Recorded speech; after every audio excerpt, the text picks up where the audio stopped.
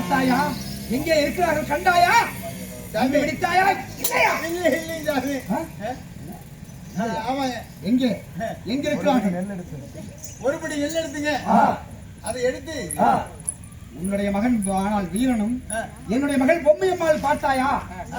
ஆமாங்க ஆமாங்க. எங்கே இருக்கிறார்கள்? சாமி அது அங்க கூடாரம் அடிச்சு அங்க இருக்கிறாங்க. திருச்சிராப்பள்ளி போகும் தருவாயிலே செஞ்சி கோட்டையின் அறியாமல் இருக்கிறார்கள். என்ன சொன்னார்கள்? சாமி ஒருபடி நெல் எடுத்து என்ன என்ன என்ன ஒரு திமிரு ஆதிக மகனுக்கு. அவன் ஆண் பிள்ளையாக இருந்தால் ஒருபடி நெல்லை எடுத்து 1-2 குத்தி வாக்கரிசி வட்டுக்கருப்பை வாயிலே போட்டிக் கொண்டு, அவன் உண்மையான ஆண் பிள்ளையாக இருந்தால் அவனுடைய பொண்டாட்டி தாய் எடுத்து அவனுடைய பெருந்திரலை கட்டி வர சொன்னானா? சின்ன அவனை கழிவு இந்த பொம்மன் ராஜனுடைய படைகளால் தான். போய் வருகிறோம்.